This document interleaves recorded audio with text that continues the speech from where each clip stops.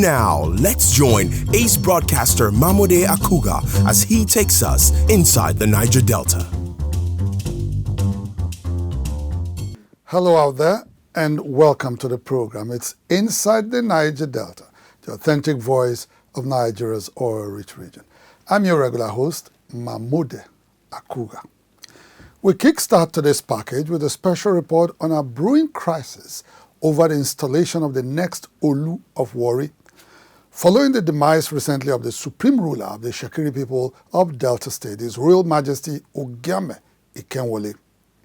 In our second report, we take a look at the negative environmental consequences of a recent oil spill in Otuopoti and Agbora communities in Ogba local government area of Bayelsa State. And finally, in today's package is a report on a planned collaboration between the Niger Delta Development Commission NDDC and civil society organizations to improve service delivery by the intervention agency. Inside the Niger Delta, the authentic voice of Nigeria's oil-rich region, will be back after this timeout. Don't go away. Niger Delta Development Commission, NDDC, determined to make a difference. Welcome back. It's Inside the Niger Delta, the authentic voice of Nigeria's oil-rich region. 3 months after the rumored passing of His Royal Majesty OGIAME IKENWOLI'S, the 20th Olau of Warri, the Shekiri nation on Monday the 5th of April 2021 formally announced that the monarch had joined his ancestors. The occasion of the formal announcement also paved way for the unveiling of Prince Shola Emiko as the Omoba and Olau designate. His emergence is, however, generating ripples across the entire Warri kingdom.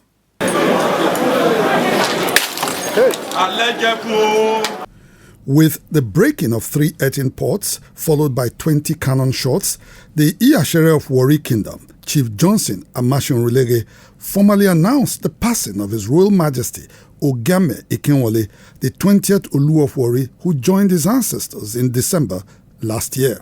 As is customary, the announcement of the demise of an Olau immediately paves way for the unveiling of an Olau designate, otherwise known as Omoba.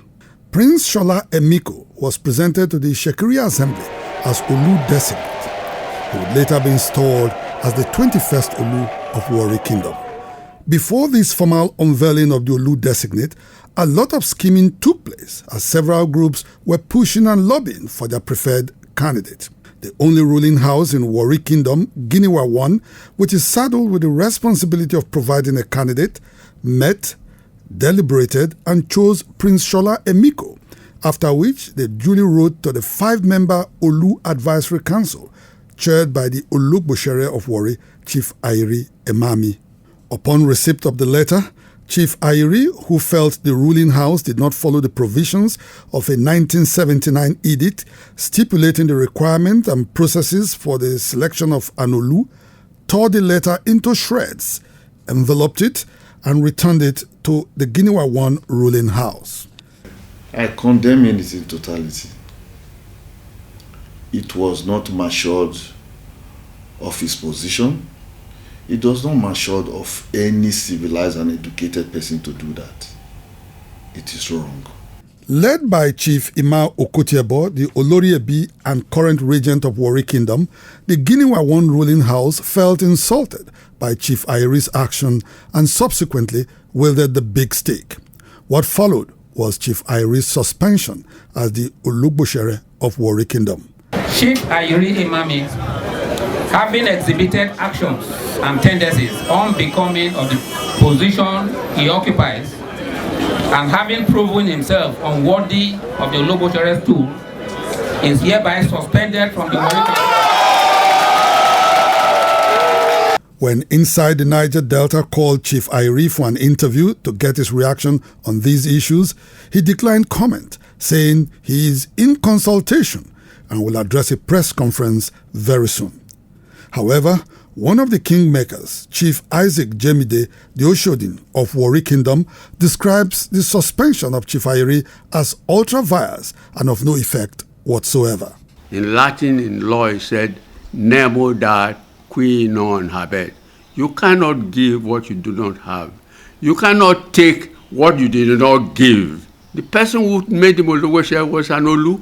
It's only an Olu that can take Ologbo share from him. I'm standing in front of the Olu's Palace now, which is also known as the Agofin.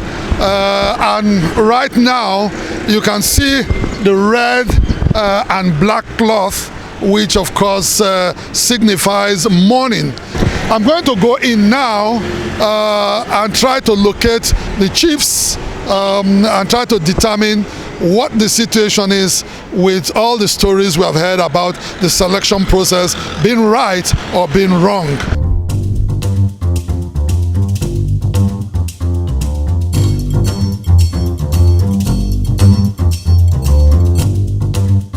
Inside the Olu's Palace, I met some members of the Warri Council of Chiefs in a meeting chaired by the Iyashere Chief Johnson Amashunrelege. I asked him to respond to Chief Iri's claim that only the Ologboshere can crown the next Olu of Warri. The Iyashere said, consequent upon Chief Iri's suspension as Ologboshere, he has lost his rights to perform all traditional duties, leading to the eventual installation of the 21st Olu of Warri. Chief Amashunrelege is now acting as the Ologboshere of Warri and performing the duties of the office. If one person is telling you that I is the one to crown, the one to announce a ledger, it's not true. If I'm not here today, this is the number 3 man. Chief Gabriel Awala is the Nwagwe of Warri Kingdom. If Nwagwe is not there, Ojomo, Chief Yaya Pesu, take the leadership. For example, 2015, when our Olu Atuwaje joined his ancestors, there was no Ologboshere, no Iyashere, no Nwagwe. The number 4th man, Yaya Pesu, the Ojomo, he took over. He did the whole process from the beginning to the end, and nobody queries him. So whosoever is saying that the emergence of our Olu designate is 40, the person is on his own. Prince Shola Emiko have 100% of the Shekiri Nation support. It's the choice of the people, it's the choice of the God, and the oracle has spoken. It's the choice of the oracle. For opponents of the Olu designate, Prince Shola Emiko, they insist that the 1979 edict, which guides the selection process of an Olu, disqualifies him as his mother is of Yoruba origin. According to the edict, for one to qualify as an Olu, his father must be Shekiri and his mother must be either a Shekiri or of Edo origin. Chief Robinson Ario, the Egogo of Warri Kingdom, says the edict was a mistake they are now determined to correct. What has happened is that we are trying to correct the wrong that was done just once, and that was 2015. Our link, our affiliation with the Yoruba and Edo and Benin is inseparable. It is linked together. So it will amount to injustice to exclude a person solely on the ground that that person's mother is Yoruba, a place where we are from. It will be denying our roots. Despite the provision of paragraph 4 in the 1979 edict, paragraph 6 says, upon consultation of Ifa Oracle, the oracle's decision on a candidate is final. A paragraph which some of the chiefs say supersedes any provision in the edict. Like the oracle said he was king, he has been king from the mother's womb. Also, what Ishakiris find surprising in the 1979 edict is the deliberate attempt to cut off their age-long affinity with the Yoruba nation. I am surprised, very, very surprised. And it's something, when something wants to go wrong, it goes wrong. Otherwise, this edict would have been amended. The father of a man who has been selected or designated now, so he would have taken steps to amend this thing easily, and nobody would have quarreled with it, because we are Yoruba people as such, you know, he would have amended it. But he didn't amend it. They amend the law. The law still remains. It is this same provision that disqualified this man now, the designate now, from being, he would have been the Olu instead of the late one. As his own attempt to bypass the 1979 edict, the late OGIAME Atuashe II had invoked his right of what the Shekiris call affirmation to make a proclamation, including Yoruba tribe as one of the places an intending Olu's mother must hail from. The affirmation, especially when not challenged, is binding on all Ishekiri people.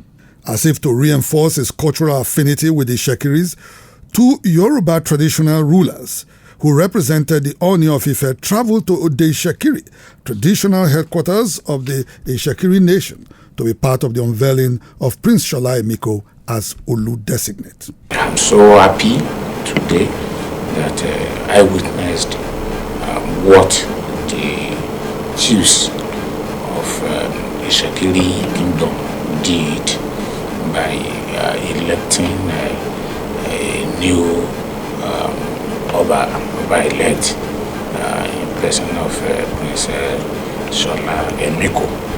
Though the different groups are still squaring up against each other, what is clear is that the train has since left the station. The necessary rites leading to the coronation of Prince Shola Emiko as the 21st Olau of Warri began since Monday, the 5th of April 2021. What is now imperative for everyone is a broad-based reconciliation of all parties to ensure a hitch-free coronation in 3 months' time. At any given time in our history, when there is tussle for succession of the Olu, there is a group called Moje, I agree, and another group that says Meje, I don't agree. But immediately the Omoba, the Olu designate comes out, is agreed on, all the Moje, Meje, they all come together and we continue with our life. So it's not new, and already that is happening. Reconciliation is going on as we speak. The reconciliation process is already producing results, as some chiefs like Prince Omolubi Newuwumi, who had opposed the emergence of Prince Shola Emiko, has now made a U-turn. Since nobody grew up to the extent of stopping that process that came up on the 5th, then I'm advising my brothers, my sisters, that we should allow the process to go. The Shekiri-born social media influencer, Freedom Ashekpoyi, popularly known as Mr. Jollof, who made several posts against the Olu designate, is now singing a different song. Omoba Shola Emiko, the Olu designate of Warri Kingdom.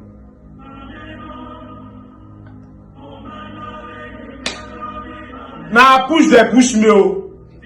Yes. But any talk will not happen. Forgive me. President Muhammadu Buhari and other dignitaries, including the APC national leader, Bola Ahmed Tinubu, have all congratulated Prince Shola Emiko on his emergence as the Omoba and Olu designate. What is, however, curious is the fact that the governor of Delta State, Senator Ifeanyi Okowa, who has maintained a studied silence on the matter, has neither congratulated Prince Shola Emiko on his emergence as Omoba nor condoled the Shekiri nation on the passing of His Royal Majesty OGIAME IKENWOLI'S, the 20th Olu of Warri Kingdom. As the contending forces in the Shekiri nation try to resolve their differences, the Nigerian people look forward to the coronation of a 37-year-old serial entrepreneur, Prince Shola Emiko, as the 21st Olu of Warri Kingdom. Inside the Niger Delta. The family and friends of Dame Ibere and David West proudly congratulate her on the recent recognition, elevation and investiture into the Order of Knighthood of St. Mary, KSM Church of Nigeria, Anglican Communion on Saturday, April 3rd, 2021. Dame Ibere and David West, may God give you the strength, grace and resources to continually serve and advance His kingdom. Congratulations, Dame Ibere and David West. Introducing from the heart of Nigeria's Niger Delta region, a residential estate like no other, Victoria Creek Gardens Estate, VCG2 Airport Road, Port Harcourt, River State. A blend of aesthetics, functionality and simplicity, built into 600 units of safe and comfortable accommodation. Located in an urban serene environment, VCG2 Estate is just 5 minutes away from the Port Harcourt International Airport. It features an already built police station, a shopping mall, hospital, hotel, cinema, club, gym, playground and many other facilities for your comfort. Purchase a home at our irresistible offer today for you and your family, or just simply invest in our real estate for a fantastic return on investments. For more information, call us on 070-410-01558 or visit our office at Plot 14 Woji Road, GRA Phase 2, Port Harcourt. Victoria Creek Gardens Estate, oasis in the garden. Heritage Bank. Service, performance, respect, integrity, innovation, tenacity, excellence.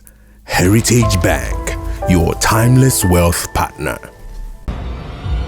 Azikel Group, oil and gas, dredging, power and air transportation. Azikel Group, petroleum product sufficiency, energy sustainability and infrastructure development. Residents of Otuokbote and Agbora in Ogba local government area of Bayelsa State are still counting their losses from a recent oil spill that occurred at a manifold belonging to Shell Petroleum Development Company, SPDC. Although the spill has been contained, the Otuokbote Agbora River, a major source of livelihood for the affected communities, remains seriously contaminated, a situation which they describe as a major threat to their economic survival. Correspondent Tekana Miofuri has the details. A recent leak from Shell's manifold had spilled volumes of crude oil into the Otuokbote Agbora River.